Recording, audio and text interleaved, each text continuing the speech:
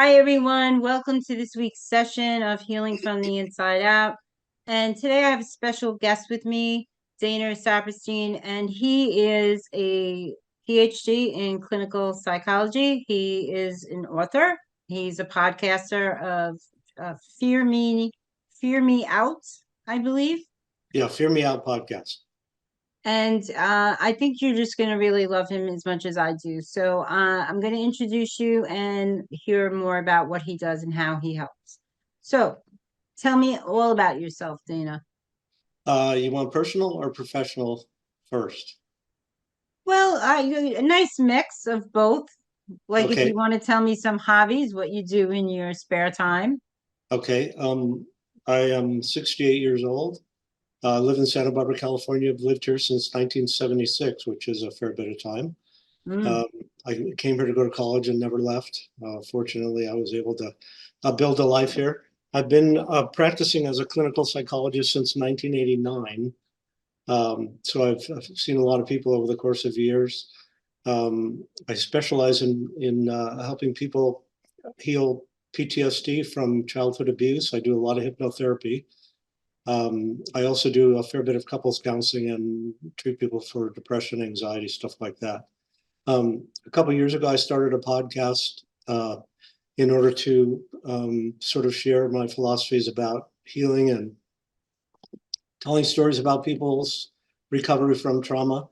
I've also interviewed a fair number of professionals so that people can have an idea of what to look for if they're looking for a therapist or a psychologist or an acupuncturist or someone that, um, to help them in different ways.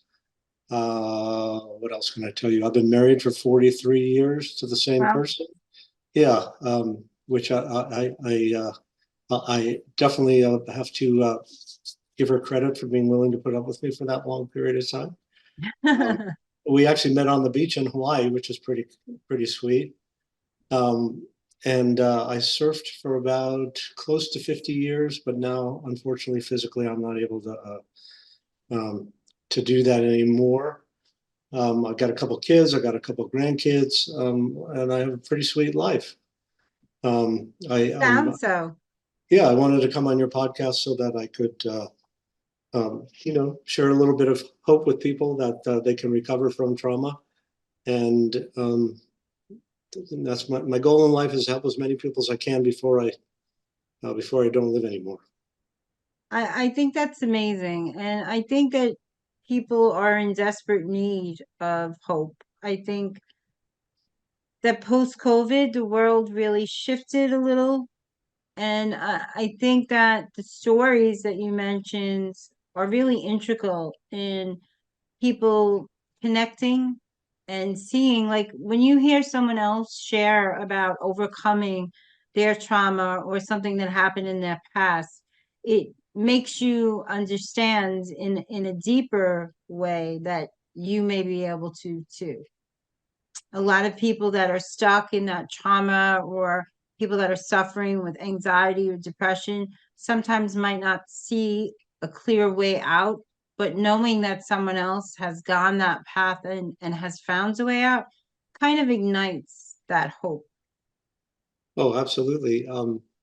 I suffered my fair share of trauma as a child, and I can say with a fair bit of authority that with as much therapy as I've had, most of those things don't have any effect on me anymore.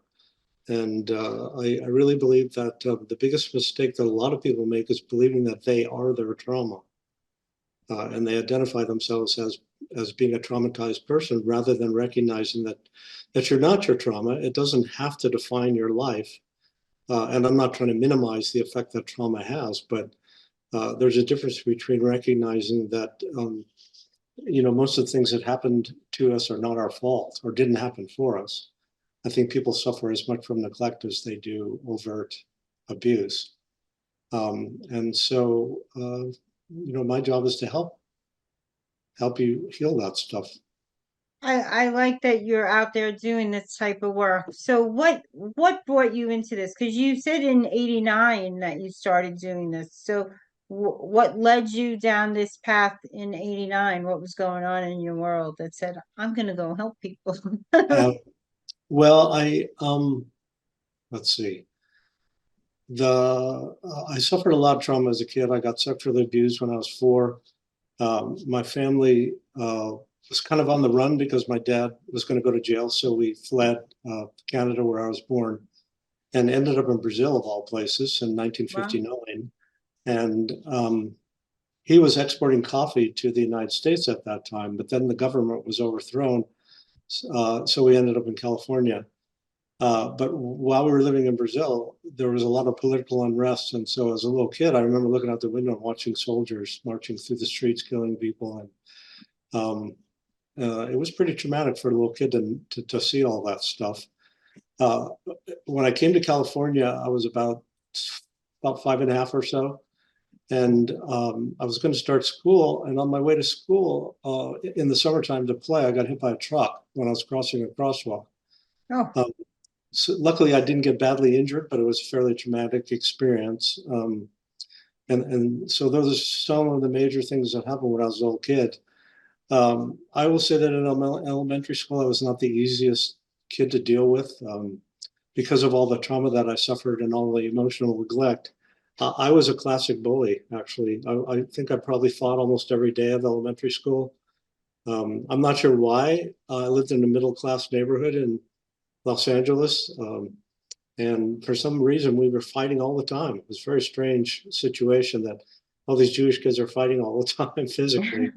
And then when I got into junior high school, I realized that hurting people was not the solution to what was ailing me. So I turned to drugs, and from the time I was 14 all the way till I was maybe 18 or 19, I was high every day. This was during the mid to late 60s, early 70s. So drugs came, but it was like somebody opened up a faucet and poured drugs through the faucet. None of us knew anything about what the ramifications were of the stuff that we were taking. Um, but my parents were, even though they were really messed up, they were smart enough to understand that therapy was probably a good thing to do. So when psychotherapy first started in Los Angeles, they suggested to me that I talk to the therapist they were seeing because they could tell that I was pretty miserable. And it changed my life. I stopped getting high. I started really recognizing that the things that happened to me and the things that didn't happen for me were really not about the fact that I wasn't lovable and that I wasn't worthy of being cared for. Um, and that sort of began my interest in the human mind. I just found it really fascinating that that sort of that information existed.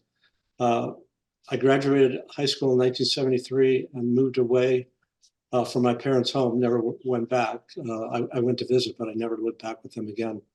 And I lived in San Diego for a bit and decided to drop out of college and go to Hawaii to surf, where I ended up meeting my wife. And then I came to Santa Barbara to finish college, and I found a therapist here that really was instrumental. He became my mentor, and he was the person that actually told me that if I decided I wanted to become a psychologist, that he believed that I had what it took to do that. And I made that decision, and he helped me in some really dramatic ways, both emotionally and on an educational level. He was on my dissertation committee, and it really helped me get started in the field of becoming a therapist because I had about 10 years of really intense therapy and fell in love with the whole process, and I've been doing it ever since. that's amazing. I think that most of us that are out there helping people are helping people recover from something that we've gone through ourselves because we do feel that connection, and especially when it comes to trauma, depression, or any kind of abuse, we feel obligated to help someone else when we find a way out. I feel like a Well, I lot mean, of your story is similar to things that have happened in mine. I wasn't 5 when I got hit by a car, though. I oh, was okay. I was 15, Oh, and okay. I broke my back and suffered a traumatic brain injury. I got hit by a drunk driver. So, um, yeah. So I've had, and it was just as traumatizing at 15 as it was at 5. I can imagine. So I can totally relate to what you're saying. So how do you go about meeting people? Do you have like an office that people come to? Do you do most of your meetings virtually now that we are in this digital age? I have an office actually upstairs in my house that I built specifically for the purpose of seeing my clients in person. It has an outside entrance, and it's actually not. I mean, it's connected to my house, but not in a way that it is intrusive in any way. I've been in this office since 2000, which is 24 years now. I'm really lucky because I have a really beautiful house that looks out over the ocean in Santa Barbara, and my office is on the second floor, so it has a 180-degree view of the ocean. It's really very sweet.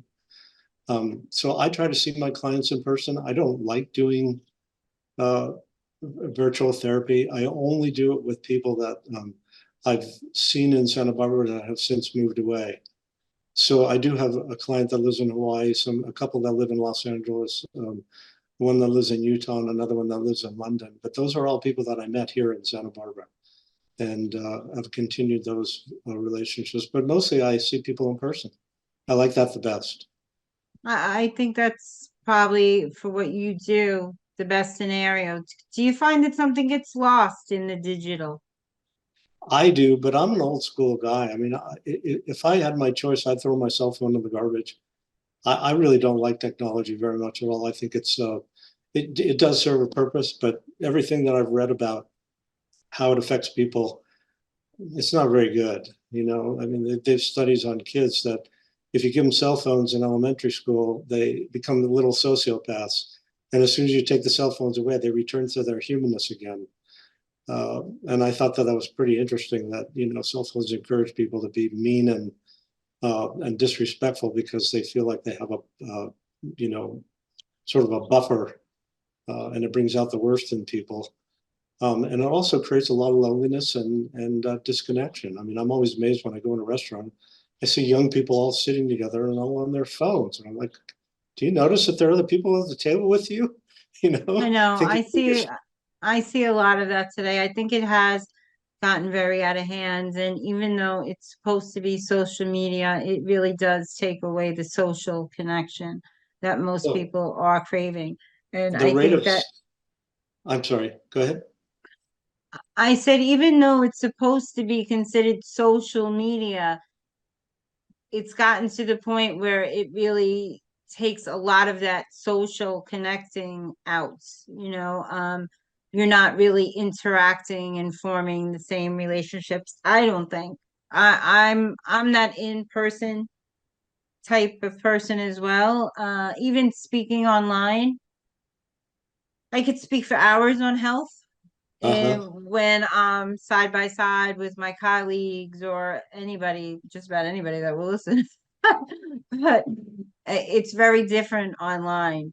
I feel that disconnect because I am that in person. My nose is so itchy, I don't know why. Um, it's probably because my hair's been in my face all day. So I think that there's a lot to I think there's a lot to that personal connection. I think that a lot of trauma that happens when we're children is kind of dissociative. And by that, I mean, we are all just want to be loved and cared for. We need to have those basic needs met. And when they're not met, whether it's because the parents are working two jobs and they're too tired to really connect when they get home or listen, or they're there but they're not really there, they're not in that moment, that this does impact us throughout the rest of our lives, because as children we don't see that they're busy, we just feel like we're not important and that our voices don't matter. So I think that a lot of trauma and stuff that happens as children is real. A lot of it happens in the home, not just outside of the home. And it's maybe unintentional, but the minds of a child interprets it very different than the minds of the adult. Like you said you were able to look at it now and say, well, that has nothing to do with me, that it just happened. It wasn't because I was bad or I deserved bad things. It's just something that occurred. And you're able to now dissociate yourself from that trauma and see Dana, right? And not see Dana as that victim, like you had mentioned so eloquently. No, that's very true, actually. When I was 4 years old, I had to have surgery, and back in those days, your family was not welcome in the hospital, so my parents left me there, and I got molested by a employee of the hospital. And he told me if I told anybody that he would kill me, and he's the person that wheeled me into surgery the next morning. And so I thought when they were putting me under anesthesia that they were killing me. So I remember going under anesthesia, screaming, "I won't tell, I won't tell." And I didn't have any conscious memory of this till I was in my mid 30s. So a part of what I came to understand is that there is such a thing as repressed memory, because I had so much therapy and it never even came up in any way, shape, or form that something like that could have happened to me. And it was only when my daughter was turning 4 years old that I started having nightmares, because her little body reminded me of, what my body was like at that age, which happens a lot with people. Things start to trigger memories when when they reach a certain age, and that's when I recalled the molestation and the death threat. Really changed my life, and it also changed my professional life, because I did not believe that repressed memory existed until I, went through that myself. And then I remember looking back thinking, boy, there was a lot of clues that some of my clients were giving me that I couldn't really see because the memories inside of me were blocked. So uh, part of what I ask people to consider, if they're going to see a therapist, make sure that that person has had a lot of their own therapy. And if a therapist that you're going to see won't tell you anything about their life or their experience, then you're not in the right place, because the details are not important. But what's important is that the person really can understand you on the deepest of levels, because a therapist can't take you any further than they've gone themselves. And I think that's something that's really important for people to understand. I think that's true of any career, though. I mean, I help people with nutrition and weight loss and thyroid and gut. And if I didn't walk that path, nobody would be looking at me for that answer. They'd say, "What do you know? You can't empathize with me. You don't know what it's like to try to lose weight or struggle with diet." So, and if I was a marathon runner, or if I was training people to be a marathon runner, but I never ran a mile in my life, Yeah, how effective would I be at training them? I wouldn't. So I think that's a very credible thing to say. And so often, not everybody enjoys what they do. I just want to put that out there. There's a lot of that's people definitely true. there's a lot of people out there that are in fields that they really are doing a disservice to their clients. And then there are those people that are amazing at what they do because they are empathetic and they are compassionate, and maybe they did not go through the same exact things, but they're able to be open-minded to what you might be feeling and to be able to empathize with another human being and have understanding of what that person might be feeling going through that, because I did not have all of the same experiences that you did. But when you talked about being 4 years old and being molested by someone who was there to supposedly help you, my heart sank. So there is that humanness that needs to be present in all of us, regardless of vocation, right? Oh, that's absolutely true. Um, I mean, I don't think you have to necessarily be the object of sexual abuse in order to help people, but it certainly makes it easier to really understand the depth of what people go through, both in terms of shame and embarrassment and feeling responsible for it, and all of that. all the different symptoms that show up. I ask people to consider that. Well, most people come to see me because of their symptoms, but I tell them that we're not going to be working on resolving your symptoms. We're going to be working on what your symptoms tell me are the underlying problems. So my philosophy is that I'm not interested in pathologizing a person. Most people believe there's something wrong with them to begin with. So if I agree with them, all I'm doing is continuing to make them feel as bad as they already do. And so my idea is, let's look at your symptoms as a way of communicating to me what it is that you've been through and what it is that you needed that you didn't get, and your symptoms will resolve themselves when you deal with the underlying trauma. So it's a And bit when of they a feel approach. validated in those areas. So sometimes if these situations, I feel, this is just my feeling. I think that if these situations happens, especially at, those formative years, that people weren't able to fully develop. I mean, the stages of development. So when these things happen, they do have an impact on that stage of development. And part of them still remains there, that heart hurt child. So they're not really able to move through other areas. Certain areas they'll always experience resistance, I want to say. So if let's use the example of a 4-year old having his trust broken, that would essentially make it hard for that person to trust, or maybe in a situation have more difficulty trusting with someone that's supposed to protect. So those situations do reoccur. They do exhibit, like you said, we just don't understand the signs until something triggers it in us, and then we say, oh, this is maybe what's causing it. But people do have to be a little intuitive to really be able to pick up on what those signs are. It's like some people might just get caught in that world of why the bad things always happen to me, and not move through it. Or some people never seek help. They're the saddest thing I hear in my business is that, it's too late for me.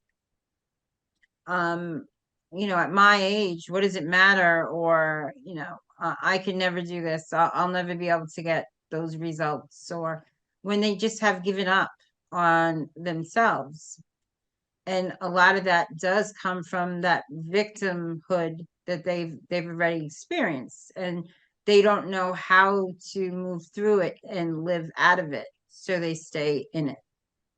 Well, I mean, you're preaching to the choir now. I mean, I, I, I mean, there's nothing I can say to that other than you're right. It takes a lot of courage to look in the mirror.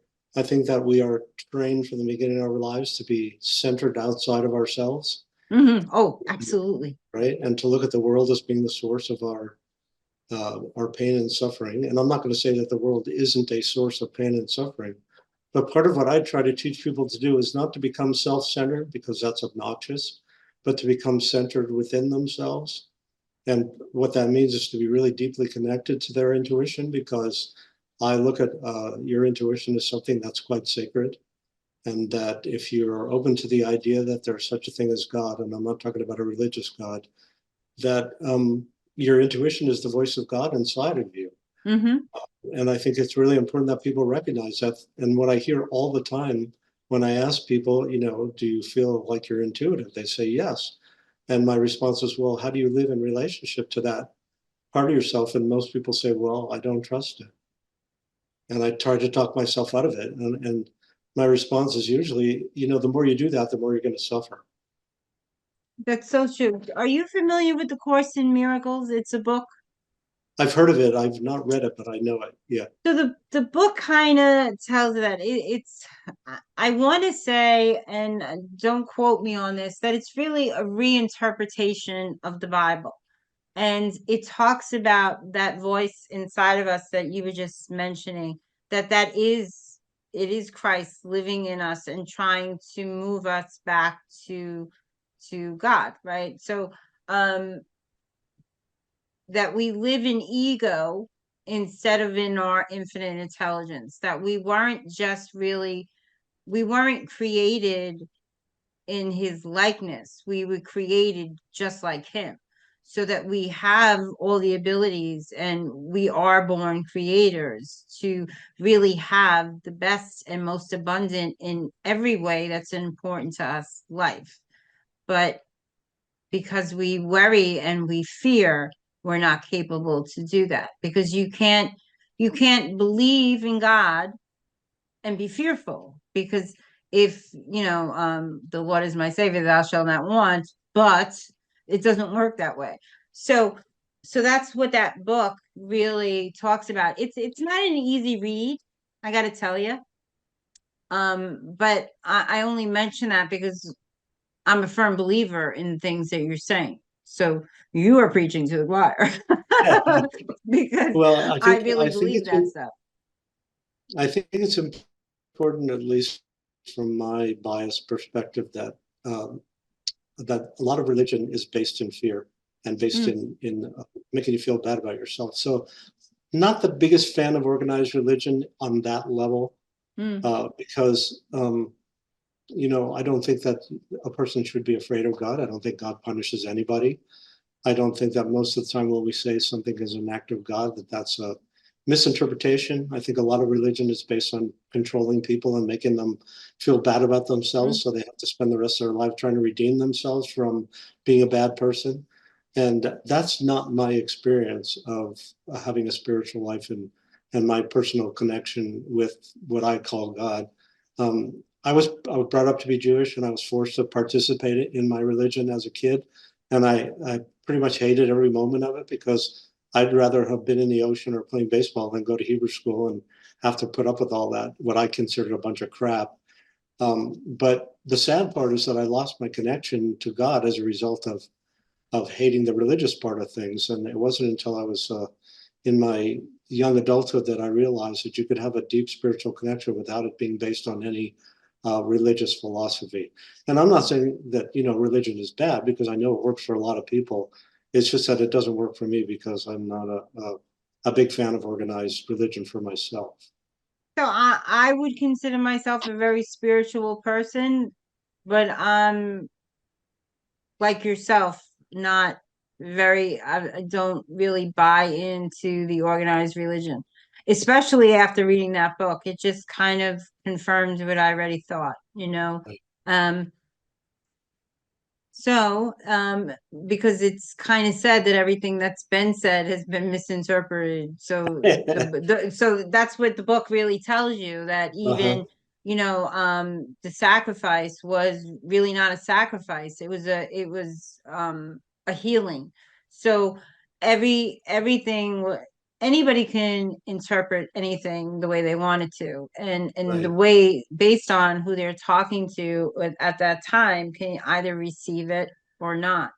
So, and I think there's been mass misinterpretation of religion, you know um across all religions, and usually it's because people benefit in some other way. But I think religion is an individual choice, just Right. as spirituality. I think that it's always going to be different to everybody, because everybody is different. And I think that when you're raised in fear of do this because you're going to go to hell, or that puts a very bad taste in a lot of people's mouth, and that it makes people see God as a punisher and not the nurturer that he is. So, um, just my thoughts. But let's get back to you, because I could talk about this for hours. Well, I will say that I named my podcast Fear Me Out, because I'm a big proponent in teaching people how to manage their fear and their fears in a healthy way, because you cannot have a life without fear. You cannot make fear go away. You can't conquer fear. It's not your enemy. If you didn't have the ability to feel fear, you wouldn't be alive right now. So most of the reason why we feel fear is to keep us alive. But I do understand that fear often interferes with us living the kind of life that we want to live because we're afraid of failing, or sometimes even being successful. There's all kinds of different fears that people have to come to terms with. But what I find is that if people can learn to trust their intuitive self, that it makes it a lot easier to face the fear that is holding you back and living the kind of life that you want to live. Because most of the time, people turn their fear into aggression. That's the most common way of handling fear. And we usually aggress against other people by being critical, or we aggress against ourselves by being self critical, or both. And that takes the fear out of a place of feeling vulnerable and gives us a feeling like we have some control over it. But it's a very negative way of managing fear by turning it into aggression. Or resentment. Some people are resentful because they blame other people for their fears. There's a lot Well, of that. it's not, I mean, look, it's not just that. The way that we're being taught in our political world these days is that if somebody doesn't agree with you, you should be afraid of that person and you should go out of your way to hurt them. I know. So With fear. it's a very sad time in America. It really is. And I worry for our future generation. I do, because they're not being set up for success. So people like yourself and some of the other amazing health professionals that I work with and that I meet on a day-to-day basis, and even through doing the shows, it gives me that light at the end of the tunnel. It gives me that hope to keep progressing and keep doing my part, right? Because we all have to do our part. Yes. So where can people find you? Can they connect to you online somewhere? I have a website. You can either get to it by going to danasaperstein.com or fearmeoutpodcast.com. They both lead to the same website. All the episodes of my podcasts are on the website.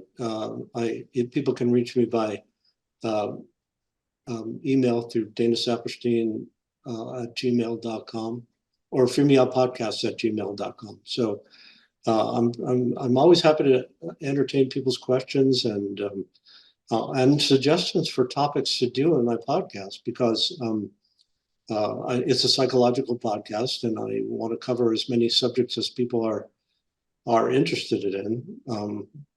I've covered the fear of death, the fear of money, the fear of being successful, the fear of being a failure, all kinds of different things that get in people's way. And I just did a whole series. How about the fear of being loved? I haven't done that one Well, as because if directly as I people don't could. think they're worth it, so Right. then they're going to have that fear. So Yes. whether they're rational or not to us, they are very rational to someone else. But someone who doesn't buy into love, or they might have the fear of being loved because they feel like they're not worth it. So I think there's a lot of people out there that are lacking confidence these days. And Yes. I think it does have a lot to do with trauma Uh-huh. and things that happened in the past that they haven't been able to release yet. But I think that's a goal. That's, and all they have to do is the next thing. They just have to get that help, talk to somebody. Certainly they can reach out to you, right? Well, I encourage people, obviously, because of what I do for a living, to get professional help. And a lot of people, especially in communities other than where I live in a wealthy, super wealthy community. They just figured out that Santa Barbara is the fourth most expensive city in the world to live in, which is really crazy because it makes it such a distorted uh, place in terms of wealth. The good thing for me is that people can come and see me and they don't even blink when I tell them how much I charge per hour and that I don't take insurance or do any of that sort of stuff. But that's a really unusual community, where people don't necessarily worry too much about money. Um, I also train therapists. I help people become therapists. And when you go through your training, you don't charge very much money at all for your services. So if anybody is listening and they say, well, I can't afford to do therapy. That's not true, because if you go to a training clinic, there are plenty of therapists that need hours in order to become licensed that are quite capable. The people that I have chosen to assist in becoming therapists, in my mind, they're better than most people that have been practicing for years. So I always have resources available to me to refer people that can't afford to come and see me. So I encourage people, don't give up just because you don't think you can afford it, because there's a way to do it. And every community, generally speaking, has a psychological association where it's kind of a place to go if you don't know where to find a therapist to get the kind of help that you're looking for. Well, I thank you for sharing that, because I think that alone will bring a lot more viewers. Because not everybody, it's nice that they can have help regardless of price. So thank you for that. If you could tell the audience one thing that you think that would help them the most on this journey, what would that be, Dave? That Dana? number one, you're not your trauma, and that there's no shame in telling the truth about who you are and what you've been through. I mean, part of why I started a podcast is because I'm an old guy, and there's a sort of a notion that old men, especially in my generation, are not capable of emotional depth and talking about stuff. And I just wanted to show what it looks like for an old guy to be super vulnerable and to talk about things that really are important. And so, I think it's really, really important for people to know that there is hope, and that there's tons of technology available right now to help people resolve the things that hold them back. So that's the most important thing, is that there's hope, not to give up, and not to just assume that you're too old. I mean, I see people from about 14 years old until they can't make it up my stairs. Uh, there was a fellow that died last year that I'd known for about 20 years. He was in his 90s, and every few months he would call me and say, "Hey, I did it again." What are you talking about? I got in a fight with my wife. I need your help. Uh-huh. And he was such a cute old guy, and he, was in his 90s still working on himself. So it's never too late. No, there's always room for growth.